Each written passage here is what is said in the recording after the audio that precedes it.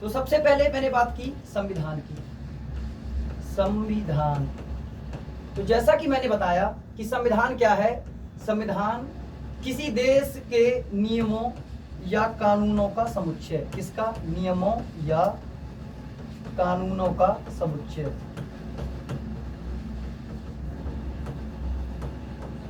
आखिर इससे होता क्या है? तो इससे क्या होता है? इससे सार्वजनिक जीवन को संचालित किया जाता है। क्या किया जाता है? सार्वजनिक जीवन को संचालित किया जाता है, यानी शासन किया जाता है। जब सार्वजनिक जीवन को संचालित किया जाएगा, शासन किया जाएगा, तो मूल प्रश्न ये उठता है कि आखिर सार्वजनिक जीवन क्या है? क्या सार्वजनिक जीवन क्या है? तो देखिए, हमारे जैसे मैं हूं, अब मुझे कौन से कपड़े पहनने चाहिए ये मैं तय करूंगा कि कोई दूसरा तय करेगा? स्वाभाविक है कि मैं तय करूंगा। और मैं क्या भोजन करूंगा, क्या भोजन नहीं करूंगा, ये भी मैं तय करूंगा। तो जीवन दरअसल दो प्रकार का होता है। कितने प्रकार का होता है? जीवन जो होता है, जीवन दो प्रकार का होता है। एक जीवन होता है निजी। कैसा जीवन? एक जीवन होता है निजी और एक जीवन होता है सार्वजनिक। कैसा जीवन? सार्वजनिक जीवन। निजी जीवन का तात्पर्य ऐसे जीवन से है जिसका प्रभाव केवल आप पर पड़ता है, यानी उससे समाज प्रभावित नहीं होगा, समाज को लेना देना नहीं। आप क्या पहन रहे हैं, क्या खा रहे हैं, इससे समाज को क्या लेना देना। तो इसलिए इस चीज को क्या संविधान रेगुलेट नहीं करेगा। कहने का तात्पर्य हुआ कि जो जीवन आपका निजी है, जिसका प्रभाव व्यापक रूप से समाज पर नहीं पड़ने वाला है, उसको संविधान रेगुलेट नहीं करेगा। अब आते हैं सार्वजनिक जीवन पर। तो सार्वजनिक जीवन ऐसा जीवन होता है जिसका व्यापक प्रभाव समाज पर पड़ेगा। किस पर प्रभाव पड़ेगा? समाज पर प्रभाव पड़ेगा। जैसे मैंने कहा था अभी कि आपको क्या कपड़े पहनने हैं, आपका जीवन है। लेकिन अब कोई कहे कि मुझे बिना कपड़े के ही घूमना है, मुझे कपड़ा ही नहीं पहनना है, खाना खाना तुम्हारा हाथ उखाड़ के खाना है।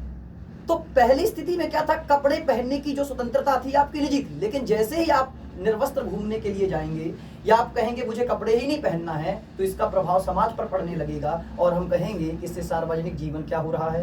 प्रभावित हो रहा है। ठीक इसी तरह जब आप कहेंगे कि मुझे दूसरे का हाथ उखाड़ के ही खाना है, उसी की चटनी बनानी, तो समाज प्रभावित होने लग गया। तो जब समाज प्रभावित होने लगेगा तो हम कहेंगे कि वो क्या है? सार्वजनिक जीवन है। तो जो संविधान होता है वो सार्वजनिक जीवन को रेगुलेट करता है। किसको रेगुलेट करता है? सार्वजनिक जीवन को संचालित करता है। निजी जीवन से उसका कोई लेना देना नहीं। निजी जीवन में आप क्या कर रहे हैं, आपकी मर्जी। तो उम्मीद करता हूं अब आप इस बात को समझे होंगे कि संविधान से तात्पर्य क्या है? उस नियमों या कानूनों का समुच्चय जो सार्वजनिक जीवन को संचालित करे। सार्वजनिक जीवन क्या है? मैंने आपको बताया कि जिसका व्यापक प्रभाव क्या है? समाज पर पड़े। आज मैं आपको बताने वाला था जो मूल टॉपिक वो ये था कि आखिर संविधान और संविधानवाद कैसे अलग है और दोनों में क्या मूलभूत अंतर है। इसके पहले मैं थोड़ा सा जब संविधान पर बात कर ही रहा था तो आपको बता दूं कि जैसे मैंने अभी आपके सार्वजनिक जीवन की बात की, समाज पर प्रभाव की बात की, तो इसमें मूल रूप से जो विषय शामिल होते हैं, कैसे विषय शामिल होते हैं? राजनीतिक। कैसे विषय? राजनीतिक, सामाजिक, आर्थिक और अंत में कौन सा जीवन शामिल हो जाएगा इसमें? हमारा प्रशासनिक। कौन सा? प्रशासनिक। समझने का प्रयास करिएगा। राजनीतिक, हमारे देश में राष्ट्रपति का चुनाव कैसे होगा, देश का प्रधानमंत्री किन योग्यताओं को धारण करेगा, या ये आप तय करेंगे कि संविधान तय करेगा? स्वाभाविक तौर पर संविधान तय करेगा। तो कहने का तात्पर्य हुआ कि देश का राष्ट्रपति कौन बनेगा ये सार्वजनिक जीवन का विषय है। लेकिन मेरा, जैसे कोई स्त्री बोले कि मेरा पति कौन बनेगा, ये उसका निजी जीवन है। तो संविधान किसको रेगुलेट करेगा? राजनीतिक। सार्वजनिक जीवन को। तो सार्वजनिक जीवन के विषय क्या है? पहला विषय मैंने बता दिया आपको, राजनीतिक। दूसरा क्या है? सामाजिक। समाज पर क्या प्रभाव है? SC/ST उन्मूलन अधिनियम के बारे में आपने पढ़ा होगा। अस्पृश्यता, कोई कहे मुझे तुमको नहीं छूना है, तो इसका व्यापक प्रभाव क्या है? समाज पर पड़ रहा है। और जब किसी भी बात का, किसी भी चीज का प्रभाव समाज पर पड़ने लग जाए तो हम उसे क्या मानेंगे? सार्वजनिक विषय मानेंगे। आर्थिक, देश में टैक्स की व्यवस्था कैसे होगी, कौन कौन से आर्थिक कानून लागू होंगे, तो ये भी सार्वजनिक मुद्दे का विषय है। किस व्यक्ति पर कितना टैक्स लगाया जाएगा, अप्रत्यक्ष कर, प्रत्यक्ष कर, तो ये सब चीजें आर्थिक में आ जाएंगी। प्रशासनिक, कलेक्टर की क्या सेवाएं होंगी, कार्यपालिका कौन से कार्य करेगी, राष्ट्रपति की कौन सी शक्तियां होंगी, प्रधानमंत्री की कौन सी शक्तियां होंगी, ये जो कार्य निर्धारित होंगे कौन निर्धारित करेगा, संविधान। तो हमने आज जाना कि संविधान क्या होता है, संविधान कैसे सार्वजनिक जीवन को प्रभावित करता है, और अब मैं बात करूंगा राज व्यवस्था की, यानी आखिर संविधान राज व्यवस्था से कैसे अलग है। कई लोग संविधान और राज व्यवस्था को क्या मान लेते हैं, एक दूसरे का पर्याय मान लेते हैं, जबकि ऐसा नहीं है। क्या ऐसा नहीं है? देखिए, संविधान पर मैंने बात की तो मैंने संविधान को बताया कि संविधान, मैं बार बार इसलिए परिभाषा बोल रहा हूं ताकि आपको याद हो जाए, रटना नहीं, समझना है। मैंने उदाहरण देकर बताया कि जिस प्रकार हमारे घर में बड़ा बुजुर्ग हमारे लिए क्या करता है, नियम बना देता है कि भैया फलाने फलाने व्यक्ति फलाना फलाना काम करेगा, ठीक है। तो ठीक इसी प्रकार ये जो बात घर के लिए ना होकर के देश के लिए होने लग जाए और एक संविधान सभा बैठ करके क्या करे, कुछ नियमों कुछ कानूनों के समुच्चय को तैयार करके, प्रारूप को तैयार कर दे, तो हम उसे संविधान कहेंगे। लेकिन हम क्या करते हैं कि संविधान और राज व्यवस्था को एक मान लेते हैं। वो कहते हैं क्लास हो रही, किसकी हो रही है, संविधान की क्लास हो रही है, राज व्यवस्था की क्लास हो रही है। जबकि संविधान और राज व्यवस्था, तो अंतर देखिए क्या है।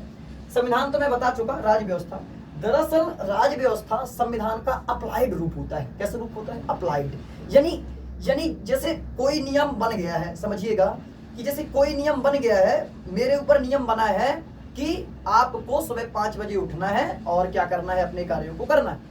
लेकिन केवल नियम बना है और मैं सुबह 5 बजे उठकर अपने कार्यों को संपादित नहीं करता हूं, तो मैं कहूंगा कि संविधान के जो नियम है, कानून है, वो लागू नहीं हुए हैं। तो राज व्यवस्था क्या है, जब संविधान के नियमों को या संविधान के कानूनों को क्या किया जाए, लागू कर दिया जाए। संविधान के कानूनों को क्या लागू कर दिया जाए, तो ऐसी स्थिति में हम कहेंगे कि वो राज व्यवस्था है।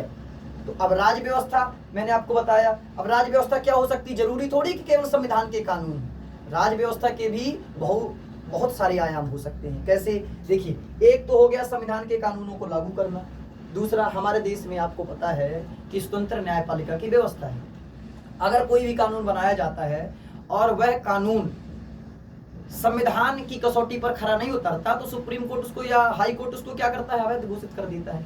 तो ध्यान देने की जरूरत है कि जो न्यायपालिका के निर्णय होंगे, किसके निर्णय होंगे, न्यायपालिका के निर्णय होंगे, ये न्यायपालिका के निर्णय भी आपके राज व्यवस्था में शामिल किए जाएंगे, क्योंकि इनको भी तो लागू किया जाता है ना।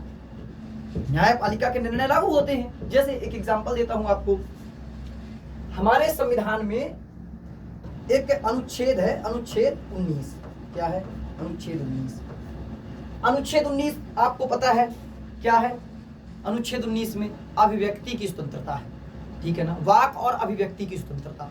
लेकिन माननीय सुप्रीम कोर्ट के सामने जब विषय गया कि भैया प्रेस की स्वतंत्रता क्या है, किसकी स्वतंत्रता, प्रेस की स्वतंत्रता, आखिर हम प्रेस की स्वतंत्रता को रखें तो रखें किसमें, तो सुप्रीम कोर्ट ने बताया कि भाई साहब, जो प्रेस की स्वतंत्रता है, अखबारों के प्रकाशन को जो होती है वो प्रेस की स्वतंत्रता कहलाती है। मीडिया जैसे टीवी, फिल्म, ये सब प्रेस के अंतर्गत आ जाते हैं। तो प्रेस की जो स्वतंत्रता है, माननीय सुप्रीम कोर्ट ने कहा कि दरअसल वह अनुच्छेद 19 का ही हिस्सा है।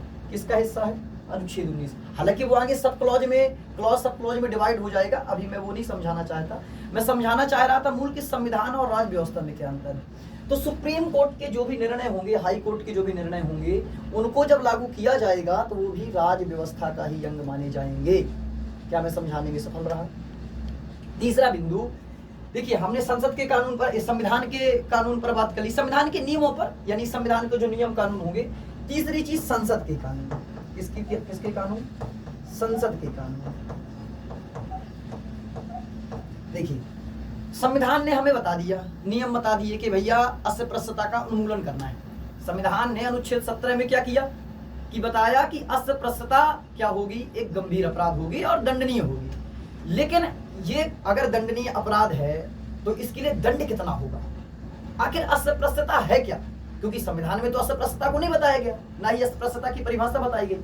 तो हम अस्पृश्यता को परिभाषित कैसे करें, अस्पृश्यता के लिए जो दंड का निर्धारण है, कितना दंड दिया जाएगा, तो इसके लिए जो क्या विधि बनाएगी, जो नियम बनाएगी, वो कौन होगी, वो संसद होगी। तो संसद के द्वारा जो भी कानून पारित किए जाते हैं उन कानूनों को भी हम राज व्यवस्था में शामिल करते हैं। तो हमने जाना कि जो संविधान होता है नियमों कानूनों का प्रारूप समुच्चय है।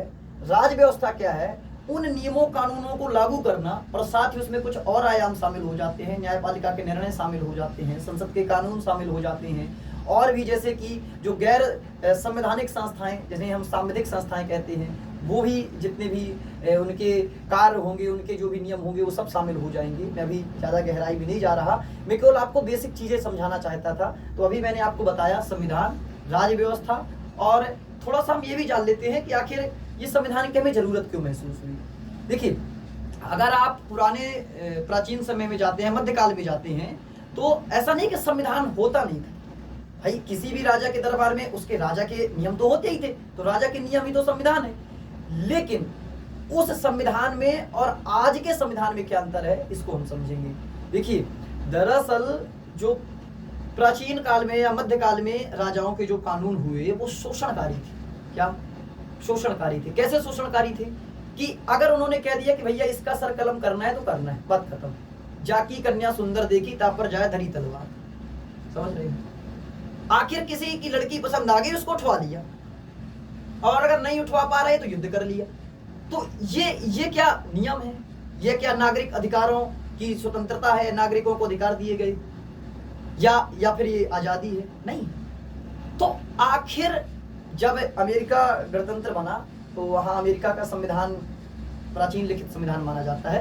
तो उन्होंने महसूस किया कि दरअसल अब हमें इसमें सुधार की जरूरत है, हमें नागरिक अधिकारों की जरूरत है, उत्तरदायी सरकार की जरूरत है, लोकतांत्रिक मूल्यों की जरूरत है, प्रेस की स्वतंत्रता की जरूरत है, न्यायपालिका की आजादी की जरूरत है।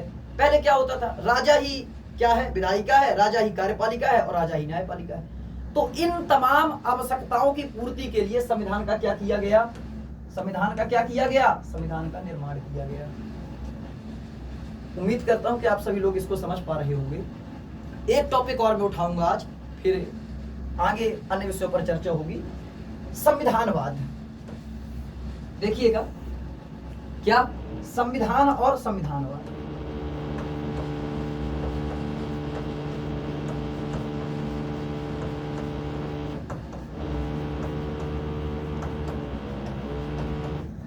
आखिर संविधान संविधानवाद से कैसे अलग है, इस पर भी थोड़ा सा चर्चा कर लेते हैं। देखिए, मैंने बताया कि नियमों का जो समुच्चय है वो संविधान है। लेकिन मैं आपसे एक प्रश्न पूछता हूं, ये बताइए, क्या यदि किसी देश में या किसी घर में यदि नियम बना दिए जाएं तो जरूरी है क्या कि उन नियमों का पालन किया जाए? कोई जरूरी नहीं। किस लिए जरूरी है? कोई जरूरत ही नहीं। तो इसी मुद्दे पर हम समझेंगे कि आखिर संविधान और संविधानवाद क्या कहलाता है। दरअसल संविधानवाद का अगर एक हमें की पॉइंट देखना हो तो संविधानवाद का सबसे की पॉइंट क्या है? सीमित शासन। कैसा शासन? सीमित शासन। कैसा? यानी जैसे मोदी जी हैं, अगर मोदी जी कहें कि नहीं मैं ही कानून बनाऊंगा, मेरी मर्जी से ही कानून लागू किए जाएंगे और मैं ही उसका पुनरीक्षण करूंगा, यानी न्यायिक पुनर्विलोकन भी मैं ही करूंगा, तो शक्ति किसके हाथ में केंद्रित हो गई? एक व्यक्ति के हाथ में। और जब एक व्यक्ति के हाथ में शक्ति केंद्रित हो गई तो शासन पर अंकुश रहेगा कि निरंकुश हो जाएगा? निरंकुश हो जाएगा। यानी ऐसा शासन क्या जिसमें क्या शासन की शक्तियों पर नियंत्रण लगाया जाए। क्या किया जाए? शासन की शक्तियों को सीमित किया जाए, शासन की शक्तियों पर नियंत्रण लगाया जाए और उसे निर्बाध अधिकार का क्या लाभ लेने से रोका जाए, तो हम कहेंगे कि वहां संविधानवाद है।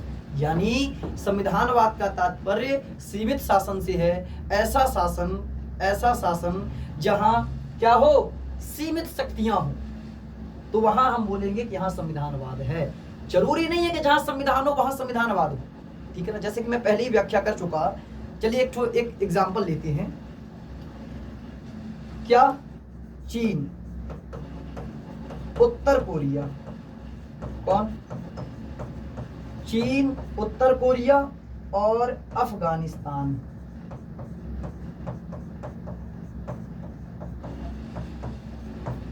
चीन, उत्तर कोरिया और अफगानिस्तान। मैं चीन की बात करूं तो चीन में संविधान है कि नहीं है? स्वाभाविक है कि संविधान है, लेकिन मूल प्रश्न ये उठता है कि क्या वहां संविधानवाद भी है? उत्तर कोरिया में संविधान है तो क्या वहां संविधानवाद भी है? अफगानिस्तान में संविधान है तो क्या वहां संविधानवाद भी है? और फिर भारत में यदि संविधान है तो क्या भारत में संविधानवाद है? तो एक हम भारत के मुद्दे को भी देखेंगे। किसके मुद्दे को? कि भारत में संविधानवाद है कि नहीं। चीन, आए दिन आप अखबारों में खबर पढ़ते होंगे कि चीन का फलाना मंत्री गायब हो गया, मंत्री गायब हो गया। आम आदमी की तो बिसात ही नहीं, आपके सामर्थ्य नहीं है कि आप वहां के राष्ट्रपति के खिलाफ कुछ बोल लें। जब आपको नागरिक अधिकार प्राप्त नहीं है, न्यायपालिका की स्वतंत्रता नहीं है, शी जिनपिंग साहब असीमित अधिकारों को धारण करते हैं, तो क्या हम वहां संविधानवाद मानेंगे? नहीं मानेंगे। तो चीन में संविधान तो है लेकिन संविधानवाद नहीं है, ठीक है ना। उत्तर कोरिया, ये भाई साहब अलग ही किस्म के हैं। एक बार क्या हुआ कि इनके कोई रिश्तेदार मीटिंग में बैठे हुए थे, मीटिंग चल रही थी, साहब मीटिंग ले रहे थे, तो रिश्तेदार को झपकी आ गई, हल्की सी जमवाई ले ली भाई साहब ने। देखा उत्तर कोरिया के जो तानाशाह था, उसने देखा कि यार मैं मीटिंग ले रहा और इसको जमवाई आ गई, कुत्तों से कटवा दिया। किससे कटवा दिया? पागल कुत्तों से कटवा दिया। क्या वहां संविधानवाद है? आप जीन्स नहीं पहन सकते, आपको पता हो कि आप उत्तर कोरिया में जीन्स नहीं पहन सकते। निजी जीवन पर भी स्वतंत्रता नहीं है। निजी जीवन भी क्या है? क्या है? एक व्यक्ति नियंत्रित कर रहा है। तो क्या संविधानवाद है? नहीं, ठीक है ना। अफगानिस्तान, लड़कियां स्कूल जाएंगी कि नहीं जाएंगी ये भी सरकार तय करती है। लड़कियां कौन से कपड़े पहनेंगी, कौन से कपड़े नहीं पहनेंगी ये भी सरकार तय करती है। तो क्या वहां संविधानवाद है? नहीं। यानी जरूरी नहीं है कि जिस देश में संविधान हो वहां संविधानवाद भी हो, लेकिन जहां संविधानवाद होगा वहां आमतौर पर संविधान होगा। कैसे समझते हैं? भारत में क्या है? संविधान है, बहुत बड़ा लिखित संविधान है, और नागरिक अधिकार भी है, मूल अधिकार भी है, निजी जीवन की पूरी स्वतंत्रता है, न्यायपालिका की स्वतंत्रता है। न्यायपालिका में क्या? किसका? विधायिका का कंट्रोल नहीं है। संवैधानिक संस्थाएं। तो ऐसी स्थिति में हमारे देश का जो प्रधान होगा, यानी प्रधानमंत्री जी होंगे, मोदी जी होंगे, वो असीमित अधिकार को भोग नहीं सकते। यदि मोदी जी का मन हुआ कि नहीं मुझे तो आज ये कानून अपनी संसद से पारित करवाना है, तो पहली बात तो संसद में भी क्या है? बहुत सारी पार्टियों के लोग बैठे हुए हैं, ठीक है ना। तो वहां पहली बाधा तो वहीं पर है। दूसरी चीज कि अगर चलो मोदी जी ने मान भी लिया कि मेरे पास बहुमत है और मैं इस कानून को बना देता हूं, तो क्या वो कानून न्यायपालिका से बच जाएगा? न्यायपालिका निरस्त कर देगी। तो न्यायपालिका की स्वतंत्रता है, मूल अधिकार को राज्य भी खत्म नहीं कर सकता। तो हम मानेंगे कि भारत में संविधानवाद क्या है? भारत में संविधानवाद है। तो आज हमने देखा कि सबसे पहली चीज संविधान क्या होता है, संविधान राज्य व्यवस्था से कैसे अलग है, यदि संविधान सार्वजनिक जीवन को रेगुलेट करता है तो सार्वजनिक जीवन क्या है, और फिर हमने ये भी देखा कि संविधान और संविधानवाद में क्या अंतर है। तो आज मैं अपने इस लेक्चर को यहीं समाप्त करता हूँ और फिर आगे हम इस चीज़ को जारी रखेंगे। नमस्कार।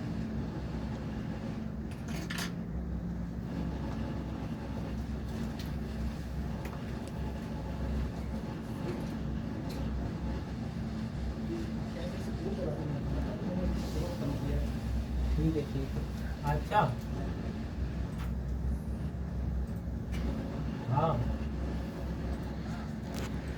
वही बोल रही हूँ मैं, उससे बात कर लिया।